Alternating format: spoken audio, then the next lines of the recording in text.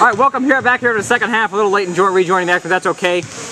Only 9 seconds late. That's not bad, considering we're full of steak and ribs. I don't really care, frankly, so that's okay. Well, you know, I think that is okay because we're not getting paid, and somebody else who's not getting paid who has joined us here is Jonathan Neal. Jonathan, welcome to the booth. Welcome to joining us on your first broadcast with us. That's pretty exciting. And your first game back after, can we call it retiring? Yeah, you can call it retiring. Okay, definitely. All right.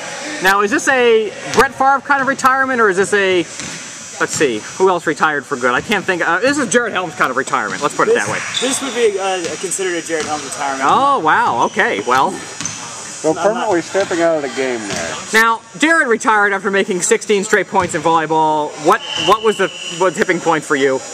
The tipping point was definitely the fact that I wanted to hurt some people on the court multiple times and have had reoccurring instances of anger at watching the games. Intramural games, okay. Well, all right. Well, I hope we don't provoke too many people to anger, although we're happy to provoke emotion when people are watching our games. That's fine with us. You know, just so long as we like them when they're angry, I think it's okay. So, Neil, this is your first game back watching the Platypi play? Correct, yes it is. Actually. Excellent, excellent. So, as we mentioned earlier, Neil was with us at Longhorns, and that was a wonderful time. Yes, it was. And, well, hey, we saw kind of a Corwin play there, as Steve just kind of latched onto the ball, and that was it. Corwin does this kind of duck and cover thing, but that's okay. Neil will get you up to speed on what we've been talking about in the second half. David Corwin, Greg Creswell, pretty similar. They both work at Walmart. Yes. And like fighting for the ball.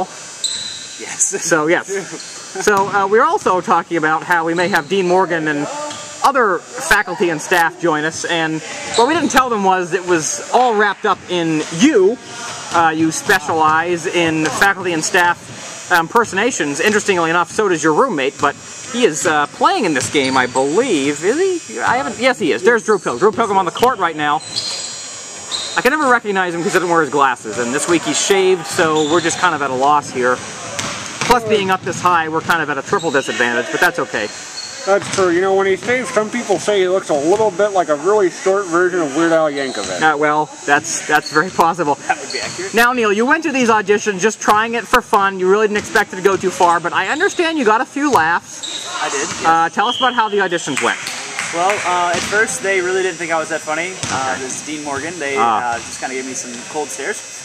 However, when I did Whit Jones and he started talking about sex, Tim Shedder decided it was rather funny and started scribbling things down on a piece of paper as he was laughing. Chad Byers also believed it was rather funny. I also did Jonathan Bacon, which was the favorite long first janitor. Definitely the favorite. For those of you who don't know. For about a year now he's been the favorite. And, Paul Parent on long second. Correct. And, Chad Byers thought it was funny, although he did try to hide it.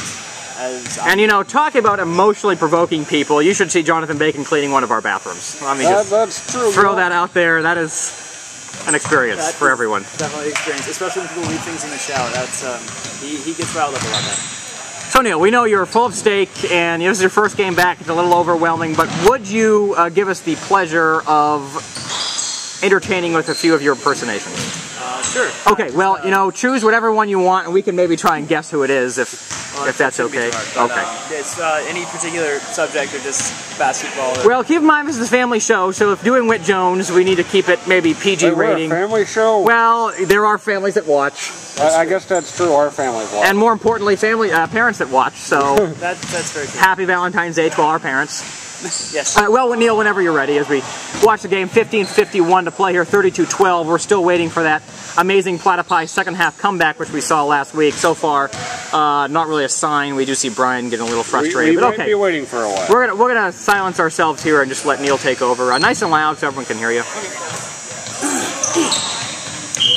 So, I really think that this game is going rather well. We've got Mr. Pilgrim down there who's got that nice, long, soft hair of his that he washes in the bathroom. All right, well, I'm going to stop you right there. Bathroom was the key word. That has got to be Jonathan Bacon. Yes? Yes. Oh, excellent, excellent. Right, yes. Okay, Helms, you got the next one. Okay. Okay.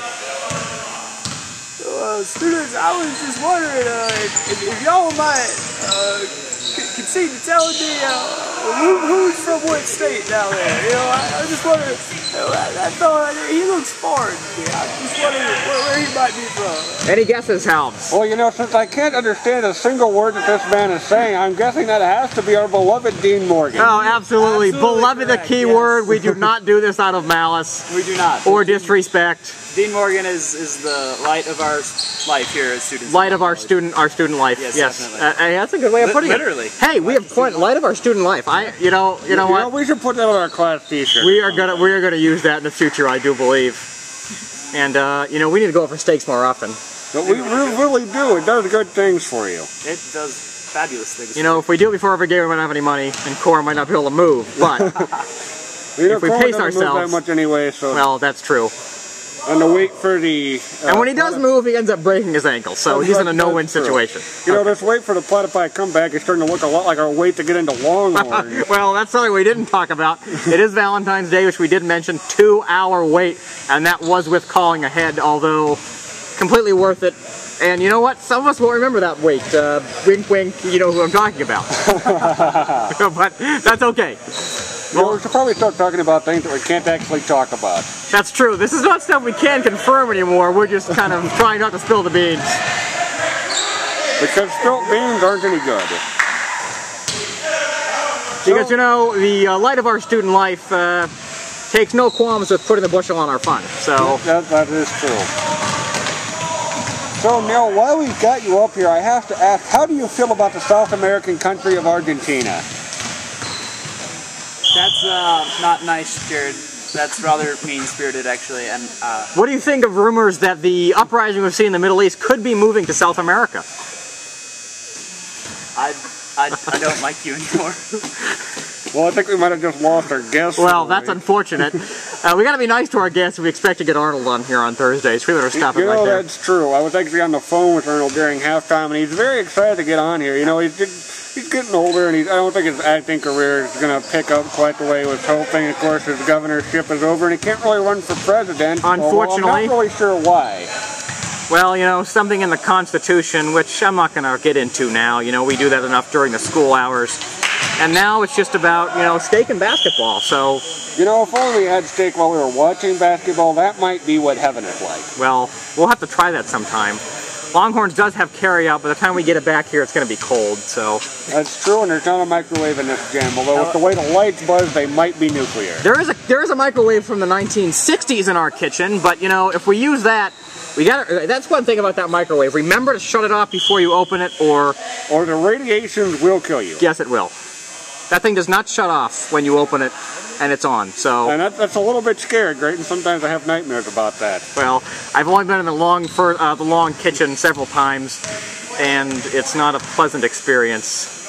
I had an experience in the long kitchen, and I don't think anyone's ever washed anything in there. There was at least an inch of something on the bottom of everything in there. I don't really remember what it was, but it was sticky. Well, we're going to get you updated on the game a little bit here. You cannot see the scoreboard from up here, we understand. 11:30 to play, 34-12. We're in at 12 for quite a while here, and, you know, it looks like the Platypi are going to have a choice coming up in the next game, the steak or points, because obviously they can't get both. You know, that's true, and you have to wonder, is it the amount of food or the kind of food that's slowing them down? I think this calls for an experiment. I think we need to try maybe some wild wings. Well, you know, tonight we definitely went for amount of food. That's true. Yeah. So, of course, college Republicans paying for all that food. Well, you know, that's